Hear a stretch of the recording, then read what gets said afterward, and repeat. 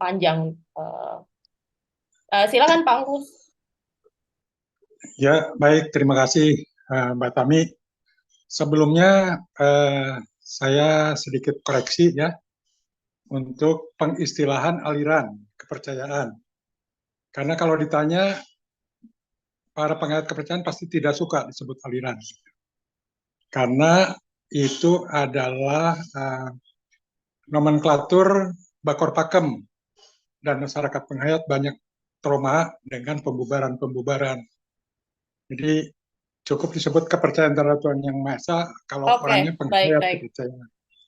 Karena kalau didengar yang lain pasti protes. Ini juga pengikut di sini ada yang suka protes itu, yang hadir di Baik. sini. Ya, maaf.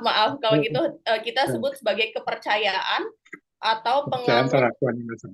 Atau penghayat kepercayaan kalau atau orang penghayat kepercayaan. Ya, baik. komunikasinya. Ya. Oke. Oke, itu yang pertama. Kemudian cerita tentang pengalaman advokasi, kemudian hubungannya dengan ICIR, keterlibatan MLKI di ICIR, juga dengan masyarakat kepercayaan. Mungkin saya cerita agak panjang dulu sebelumnya gitu ya tentang bagaimana kepercayaan sebetulnya ya. Jadi sebetulnya persoalan-persoalan hak sipil yang menyangkut kawin, menyangkut identitas di KTP, menyangkut masuk ASN, TNI, Polri. Sesungguhnya sejak awal periode awal Orde Baru itu sebetulnya sudah dilayani. Jadi bukan hal yang baru yang kita cuma hanya pendidikan saja yang belum masuk itu.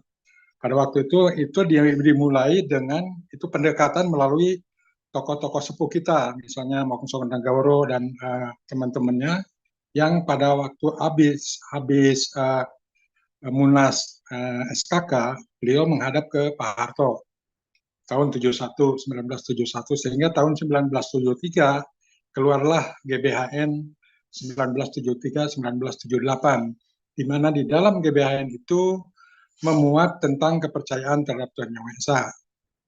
Nah, dari situlah kemudian di Undang-Undang 1974 juga ada kontribusi tokoh-tokoh sepuh kita, sehingga setelah Undang-Undang Perkawinan itu keluar, masyarakat penghayat kepercayaan bisa kawin dengan tanpa melewati agama yang 5 waktu itu. Jadi sudah bisa kawin secara kepercayaan. Masuk TNI tidak masalah, masuk Polri tidak masalah. Yang jadi PNS juga banyak. Bahkan yang jadi anggota MPR, karena waktu itu kan MPR ditunjuk. Nah, ada warga penghayat kepercayaan, tokoh penghayat kepercayaan yang menjadi anggota MPR dengan identitas penghayat kepercayaan. Itu mewakili golongan, karena dulu ada utusan daerah dan golongan. Ya. Nah, itu jadi sebenarnya udah berjalan bagus itu sampai 1977 mulai ada komplain-komplain, mulai ada perdebatan antara yang menyatakan kepercayaan itu bukan agama, sehingga tetap harus beragama. Nah, itu perdebatan-perdebatan itu melahirkan 1978 di dalam GBHN dirubah.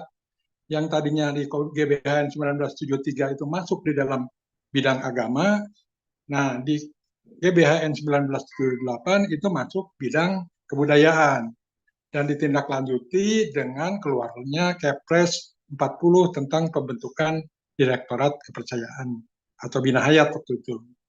Nah, dari situ kemudian ditunjuklah direktur pertama Binyat dari penghayat yang juga identitasnya penghayat waktu itu, sehingga agak semangat tuh masyarakat penghayat itu. Jadi banyak terjadi perkawinan-perkawinan yang dilakukan secara kepercayaan. Nah, mulai di situ ada yang resah-resah. Tadi makin santer, komplain-komplain tidak bisa itu perkawinan cara penghayat karena kepercayaan bukan agama. Terus yang KTP tidak bisa KTP itu identitasnya karena waktu itu udah berlaku agama titik dua kepercayaan karena masih manual waktu itu di KTP dan saya juga identitasnya seperti itu agama titik dua kepercayaan.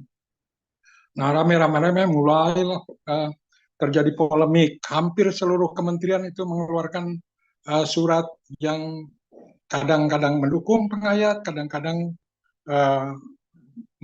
menjatuhkan penghayat. Dari mulai Jaksa Agung, Mahkamah Agung, Kementerian Dikbud, Bakor, ya Kejaksaan Agung tadi, Bakor Pakem, terus ada dari Kementerian Dalam Negeri, Kementerian Agama, Menko Kesra, sampai ke Kopkamtib juga mengeluarkan surat rahasia. Saya dapat surat rahasianya itu belakangan. Jadi itu terjadi polemik-polemik sehingga mulai terjadi gangguan perkawinan secara kepercayaan itu mulai tahun 80-an. Itu mulai diganggu, ada yang bisa, ada yang enggak, tergantung daerahnya. Ada yang bisa melangsungkan perkawinan, ada yang menutup gitu ya. Nah, kemudian 90 itu mulai dibatasi oleh keluarnya surat Menteri Dalam Negeri bahwa perkawinan harus lewat agama, kalau tidak lewat agama harus melalui penetapan pengadilan dulu gitu untuk pengait kepercayaan. Nah, kemudian tahun 95 itu tahun 90 keluar surat lagi dari Menteri Dalam Negeri yang walaupun sudah dapat surat penetapan pengadilan tetap tidak bisa dilaksanakan. Dari situlah mulai terjadi tidak adanya perkawinan penghayat dan yang bersikukuh konsisten terhadap identitasnya, dan itu tadi identitas juga dilarang ya. Dari 90 itu dilarang juga identitas untuk kepercayaan. Nah, tapi banyak masyarakat penghayat yang tetap melangsungkan perkawinan secara kepercayaan, secara adat, tanpa yang dampaknya tidak punya surat kawin. Itu sampai ratusan saya punya data di berbagai daerah ya, para penghayat yang tidak punya surat kawin. Itu yang jadi bahan kami untuk melakukan advokasi ke berbagai pihak, termasuk ke PBB. Itu data itu kami pakai waktu itu. Nah, jadi disitulah terjadi mulai dipreteli masuk ke TNI nggak bisa, masuk ke PNS nggak bisa gitu. Nah, kami berjuang waktu itu kan sendirian, penghayat saja. Karena waktu itu kan di zaman Orde Baru belum ada aktivis-aktivis gitu kan. LSM kan belum ada waktu itu. Jadi berjuang sendiri hanya untuk menghadap susah. Kita sering kirim surat untuk menghadap tidak dilayani, kirim surat juga tidak direspon gitu ya, untuk memperjuangkan hak-hak itu. Nah, mulai berubah setelah reformasi. Reformasi awal kita juga masih ini mencari peluang. Nah, kemudian setelah munculnya ada aktivis-aktivis HAM, ada LSM-LSM, ada komisioner, terutama Komnas HAM, disitulah kami berjejaring, mulai membuka jaringan dengan para aktivis di NGO dan juga dengan komisioner HAM. Di situ kami menjelaskan begini persoalan yang dihadapi penghayat. Nah, karena di kalangan aktivis juga kan awalnya tidak tahu apa sih penghayat gitu ya. Jadi kita jelaskan. Jadi penghayat itu pada dasarnya adalah penganut agama-agama atau kepercayaan leluhur. Tapi memang sangat bervariasi, sangat beda-beda, sangat heterogen karena basicnya kan etnis sebetulnya, agama-agama etnis. Kemudian proses perjumpaan dengan agama-agama yang datang itu juga menimbulkan variasi yang lebih heterogen lagi kan. Nah, setelah itu bahwa kami ada di antara kelompok penghayat ini ada yang memang ingin murni, tidak ingin mendompleng ke agama yang dari luar. Nah, itu yang kita perjuangkan sehingga pada akhirnya muncullah pertama kali dibuka sekat diskriminasi itu di Undang-Undang Anbino. Nah, sebelumnya di tahun 2000 itu kita membentuk ada konsorsium catatan sipil. Di konsorsium itu terdiri dari unsur pemerintah, unsur Komnas HAM, unsur NGO gitu ya, termasuk kami dari penghayat ikut gabung uh, di konsorsium itu untuk merancang waktu itu RUU tentang catatan sipil. Nah, hasil itu waktu itu GTZ yang mensupport pendanaannya. Nah, sehingga keluarlah satu draft gitu, kemudian diserahkan ke pemerintah, tapi di DEP tidak dilanjutkan karena di DPR-nya agak menghambat juga gitu ya. Nah, kemudian baru dibangkitkan kembali tahun 2005. Nah, sehingga berakhir keluarlah Undang-Undang Al-Miduk tahun 2006. Nah, Jadi bunyinya berubah dari RU catatan sipil menjadi RUU Adminuk dan jadilah Undang-Undang Adminuk nomor 26 tahun 2023-2006. Disitulah mulai dibuka bahwa penghayat boleh identitasnya tidak dipaksa lagi untuk memeluk agama. Gitu ya. Namun di KTP tidak dimunculkan kepercayaan, tapi dikasih setrik dengan alasan kembali kepercayaan itu bukan agama. Jadi hanya berarti di situ indikasinya atau identitasnya berarti ini orang berkepercayaan tapi tidak beragama. Nah, tapi kawin udah boleh. Nah, mulailah berlangsung untuk perkawinan-perkawinan gitu ya. Nah, sambil berjalan itu kan kami dengan adanya KTP yang kosong strip atau strip itu kan konotasinya negatif. Nah, ada seolah-olah ini tidak beragama berarti tidak berpancasila, berarti ini ateis, komunis, kan itu muncul tuduhan-tuduhan itu. Gitu. Jadi itu kami alami seperti itu. Nah, setelah Undang-Undang Adminuk kita perjuangkan lagi hak-hak yang lainnya. Karena di situ kan baru soal perkawinan. Nah, bagaimana soal pemakaman? Bagaimana soal, karena ada undang-undang tentang ormas, nah di mana ormas untuk semua ormas itu kan bisa kategori nasional kalau jumlah penyebarannya sampai setengah jumlah provinsi plus satu. Nah, untuk dapat kategori provinsi harus setengah dari jumlah kabupaten dan kota plus satu. Nah, untuk kategori ini organisasi kepercayaan itu tingkatnya kabupaten, dia harus tersebar di di setengah jumlah kecamatan plus satu. Nah, ini tentu kan tidak akan mungkin ada kepercayaan yang sampai tingkat kabupaten pun tidak mungkin. Nah, kita memperjuangkan itu, gitu ya. Selain tadi soal pemakaman, kemudian soal layanan organisasi, ya tadi soal SKT untuk SKT nantinya. Karena organisasi tanpa SKT waktu itu tidak mendapat hak apa-apa. Jadi suatu organisasi harus mempunyai SKT dan syarat SKT-nya seperti itu tadi. Harus ada jumlah-jumlah setengah jumlah daerah. Gitu. Nah, kemudian juga soal gedung untuk berkumpul. Nah, ini kan macam-macam namanya. Kan ada yang nyebutnya pasujudan, ada yang nyebutnya pasewakan, ada yang nyebutnya eh, apa sanggar gitu ya, macam-macam. Nah, kemudian itu juga diatur bagaimana caranya.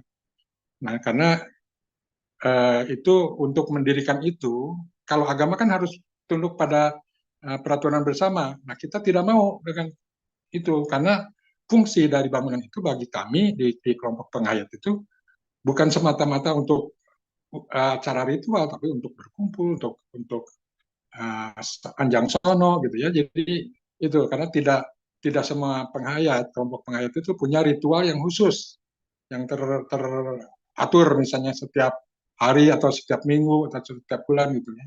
Jadi tidak ada ini, tidak ada. Nah, sehingga itu dirundingkan bersama antara kami waktu itu masih belum ML lagi ya, masih BKOK dan teman yang lain itu masih DHPK. Tapi yang aktif adalah BKOK berunding dengan Pak Direktur pada waktu itu Pak Sulistyo Tirtokusumo bagaimana nih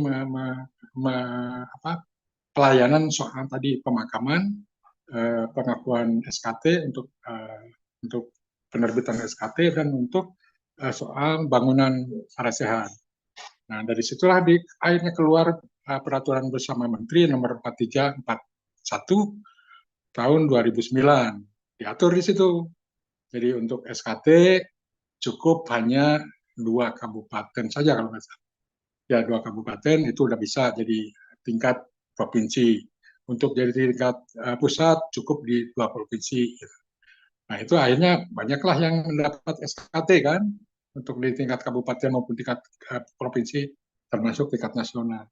Nah kemudian soal pemakaman di situ di dalam PBM itu disebutkan pemakaman untuk para penghayat itu ditempatkan di pemakaman umum. Nah, kalau misalnya itu belum ada, maka bupati, wali kota, maupun gubernur harus menyediakan tempat pemakaman bagi penghayat.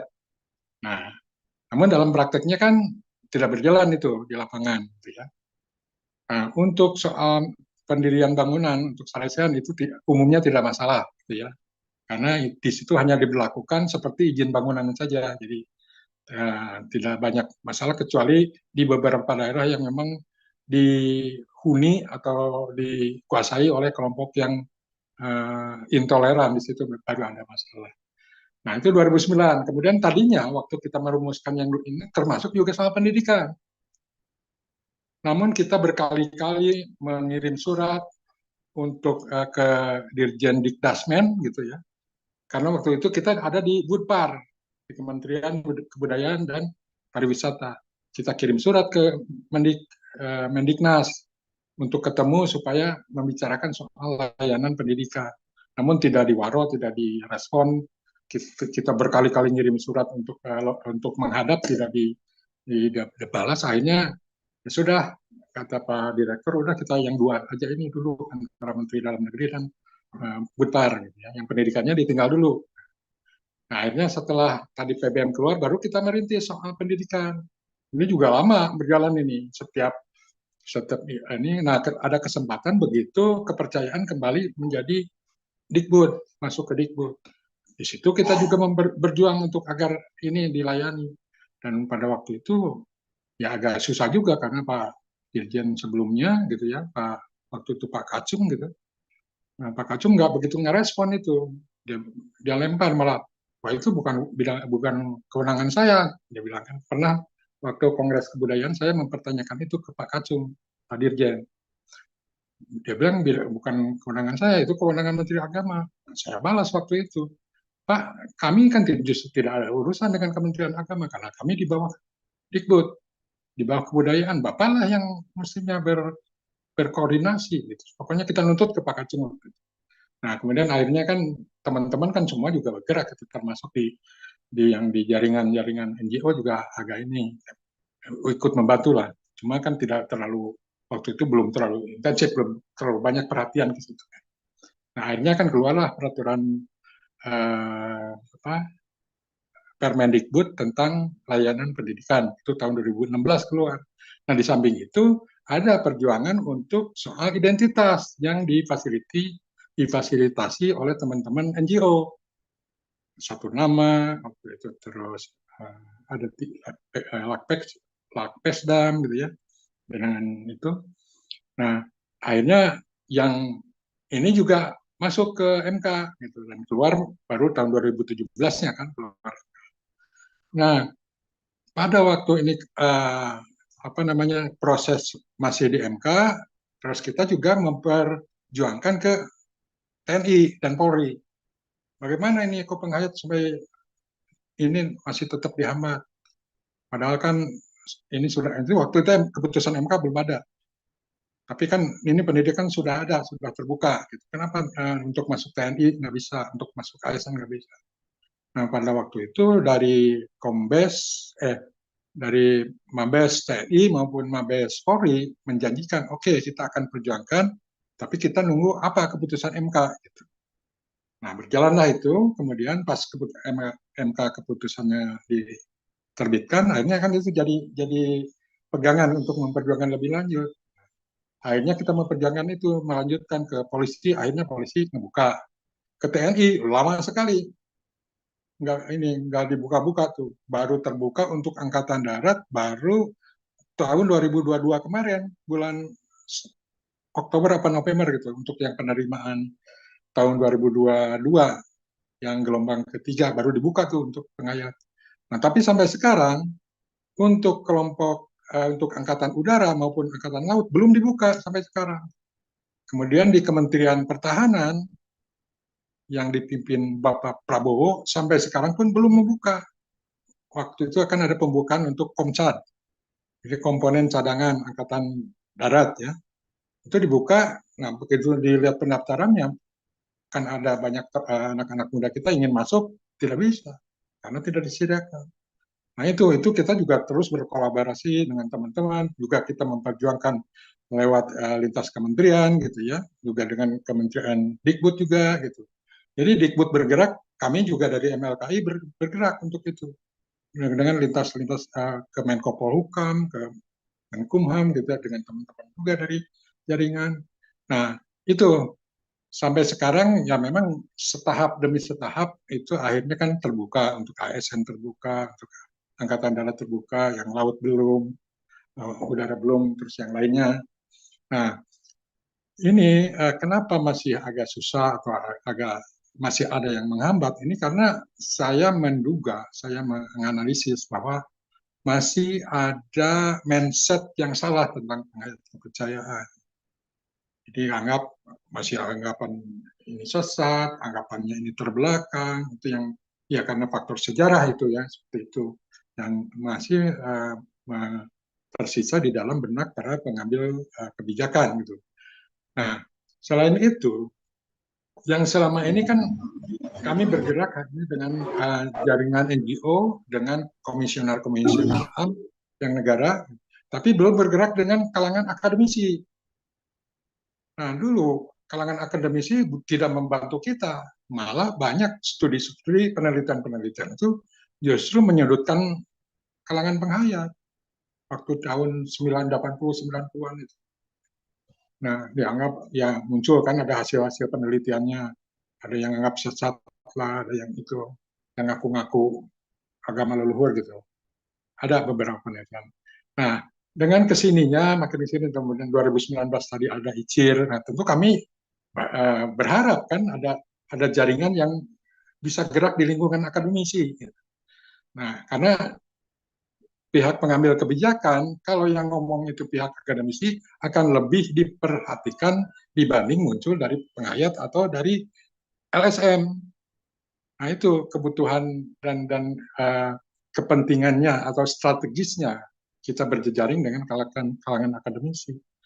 Nah, disupiri oleh Mas Anco, ya kita gerak juga di situ. Dan itu ternyata itu makin memperluas wawasan, makin membuka gitu ya, membuka pemikiran-pemikiran ke arah yang sehat, yang lebih proporsional tentang penghayat. Nah itu sebenarnya kalau di sejarah perjuangannya. Nah kemudian soal MLKI variasinya, ya, sekarang kan eh, itu prinsipnya pada waktu kita membentuk MLKI itu kan mewadahi semua organisasi penghayat yang tercantum atau yang terdaftar di Kementerian Dikbud. Gitu. Nah, kalau kecuali yang merasa keberatan, silakan untuk memberi pernyataan tidak bersedia untuk anggota MLKI kan gitu. Nah, itu terus berjalan. Kemudian kita di samping itu kan kita juga terus bekerja untuk seperti untuk soal layanan pendidikan gitu kan. Kan tidak cukup begitu Permendikbud keluar, kan tidak langsung otomatis jalan. Bagaimana kurikulumnya, bagaimana buku ajarnya, bagaimana soal guru-gurunya kan. Begitu kita berhadapan dengan guru, kena undang-undang guru dan dosen, terus S1 dari jurusan yang linear, nggak mungkin didapat tuh. Orang baru aja dibuka gitu, mana ada perguruan tinggi selama ini yang membuka jurusan itu. Akhirnya kan kita dengan kementerian tuh bagaimana nih mensiasati itu. Gitu. Akhirnya kan ya udah istilahnya jadi penyuluh. Gitu. Bisa kita buka dari SMA gitu ya. Nah, karena setiap paguyuban itu tadi berbeda-beda, diharapkan itu kan susah ininya. Maka kita mengharapkan setiap komunitas yang besar gitu, yang banyak warganya, itu mengirimkan juga penyuluh untuk diberi pelatihan agar secara kapasitas dia mampu dan secara legalitas dia punya sertifikat kan itu yang berjalan. Nah kemudian soal buku ajar atau bahan ajar kurikulum, kita bagaimana nih? Ini sangat berbeda-beda kan tiap-tiap nih. Namun ternyata dari perbedaan-perbedaan semua ajaran ternyata banyak ada benang-benang merahnya. Nah itu yang kita ambil sarinya untuk soal itu. Nah kemudian yang lebih umum yang soal sejarah, percayaan, nah itu bisa jadi itu dirangkum dari berbagai daerah, dari berbagai paguyuban ajarannya. Nah, ya, tapi itu kan pasti nggak cukup untuk bahan pengajaran. Makanya tadi diharapkan penyuluhnya membekali dan menambahkan sesuai dengan komunitasnya pada muridnya. Jadi seperti itu berjalan. Nah, belakangan lagi ke sini itu kan dasar kita berpegang itu Permendikbud. Secara legalitas itu kan nggak kuat. Ganti menteri bisa ganti peraturan kan. Nah, sehingga pada waktu itu ada kebetulan ada upaya mau merubah undang-undang Sisdiknas karena itu kan udah lama tahun 2003 kan, undang-undang Sisdiknas nomor 20 tahun 2003 kalau salah. Nah, kemudian udah 20 tahunan ini ada kepentingan untuk merubah. Nah, di situ juga kita coba dengan ya tentu kerjasama dengan Dikbud untuk masuk supaya ada perlindungan soal layanan pendidikan yang selama ini di tingkat permen gitu supaya masuk di dalam undang-undang. Tapi ternyata ada juga yang kekuatan yang menjegal sehingga ketika yang semula di draftnya muncul layanan pendidikan untuk kepercayaan, kemudian begitu draft yang diserahkan ke DPR untuk layanan kepercayaan dihapuskan. Nah, kita kan dengan teman-teman juga pada protes kan itu. Nah, akhirnya DPR mengembalikan ke Kementerian Dikbud supaya diproses lagi secara transparan dan lebih intensif dengan berbagai stakeholder. Nah, belakangan itu ditangguhkan karena menghadapi pemilu gitu kan. Nah, ini ini. Kemudian satu lagi soal selama ini kan ada forum kerukunan umat beragama. Ya. Nah, di forum kerukunan umat beragama kan kita tidak masuk pengayat kepercayaan karena kembali alasan klasik kepercayaan bukan agama, gitu. Sehingga tidak masuk di situ. Tapi praktek di lapangan itu sudah mulai menyertakan para kelompok-kelompok pengayat. Ya dari MLKI sudah banyak dilibatkan di dalam itu. Sehingga ada forum resminya FKUB-nya tidak ada, tapi ada kayak di Jawa Tengah itu ada forum generasi muda FKUB. Di situ masuk di dalam kepengurusan masyarakat pengayat. Nah, karena itu kemudian muncul ada RUU untuk bukan RUU, rancangan peraturan presiden untuk PKUB, di mana itu di dalamnya tentang FKUB juga. Nah, di situ kita juga udah masuk. Jadi di tingkat kabupaten, tingkat provinsi, kalau memungkinkan penghayat juga dimasukkan sebagai anggota tetap di FKUB. Namun belakangan ini juga dijaga, dihapuskan pada waktu udah mau masuk harmonisasi di Kementerian Kumham. Nah, kita protes. Kemendikbud juga protes. Nah, akhirnya diserahkan kepada Pak Mahfud sebagai Menko Polhukam.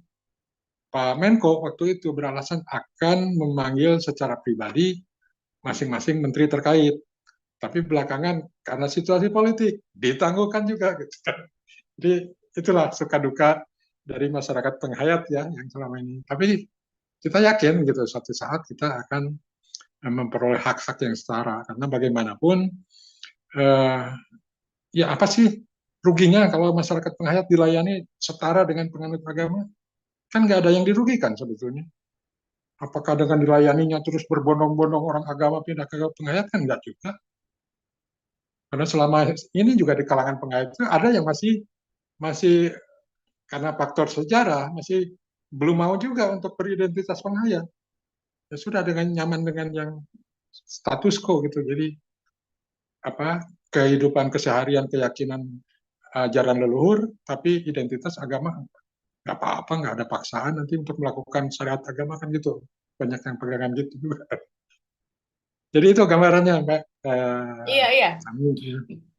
Iya, makasih banyak Pak Angkus. Rayu. Iya, pertama makasih sudah